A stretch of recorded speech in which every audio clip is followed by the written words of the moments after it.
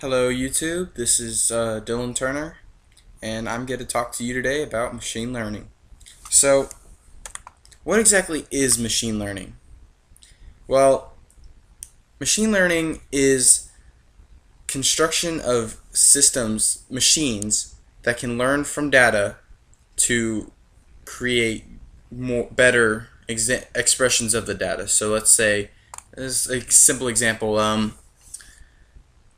a basic example would be a computer that looks at a plot of data, or maybe even two, three, four plots of data, and creates a line of best fit, maybe using a curve like a third degree line, but maybe just a regular straight line, right? And it creates a line of best fit for the data. Now, quoting Arthur Samuel, it's a field of study that gives computers the ability to learn without being explicitly programmed. And this has been used to do, such as I said, the plotting data, all the way into winning Jeopardy. I mean, there's been a robot that was created that could win Jeopardy. So it's a very, very large field, and I'm going to start a video series explaining different fundamental concepts of it and maybe even some more advanced topics.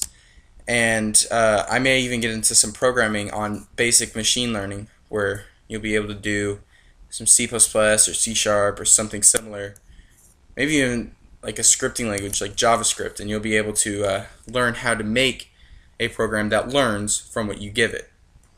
So it's getting rid of human interaction with the data. It's making it where we don't have to do processes. Now, that doesn't mean we're getting replaced by robots. That probably will never happen. There are some jobs that, even complex robots, that even if we could get them, like Android, like a true Android robot, it wouldn't matter, because there are some things that we just can't recreate for robots to do. There are some things they just cannot do. We're not going to get replaced by them. Ever. Not at all, in any way. So,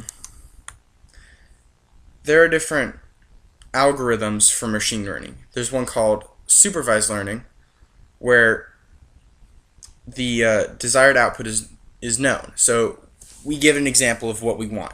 So let's say we calculate the line of best fit using the example above.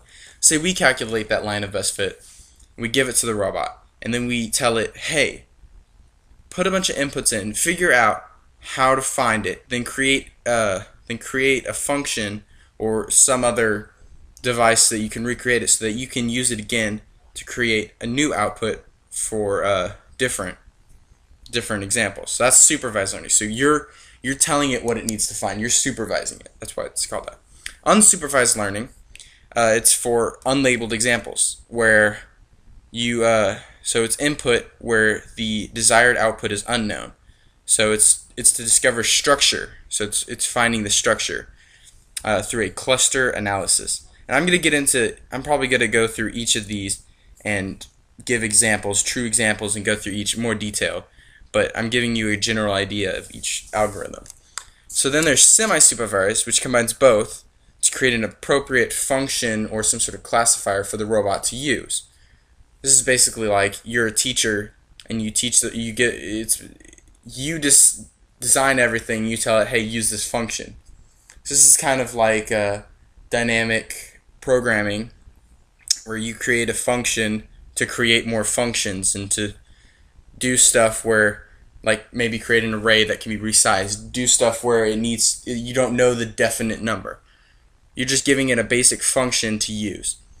Then there's transduction, or transductive inference, which tries to predict new outputs from old cases. So this is how the robot that I mentioned, I can't remember the name, but it was a robot that won Jeopardy, and they learned, and it would go through every single question from all the old Jeopardy questions and figure out the best response. It actually worked. It won. It won that. It was a huge milestone.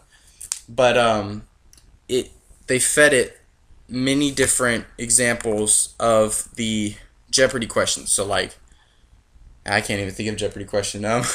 But they would give it the questions and the answers, and it would figure out the structure of how the things are worded. It'd learn how to use figurative wordplay, etc., to figure out the correct answer.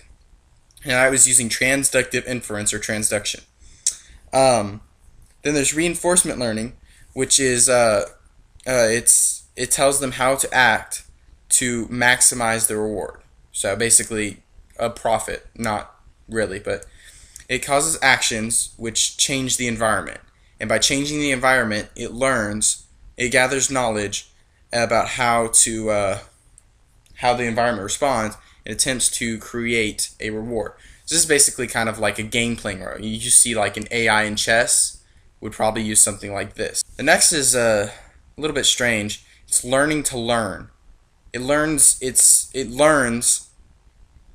on its own method based on a previous experience. And as it gets better, and as it learns to learn, it learns. I'm going to let you think about that for a second. Okay, that was the second. Or maybe a couple, but whatever. Time is relative, Albert Einstein, whatever. And then there's developmental learning, which is a tool for robot learning. It generates its own sequences of learning situations it's similar to the learning to learn in a way, because it's basically teaching itself to learn how to learn.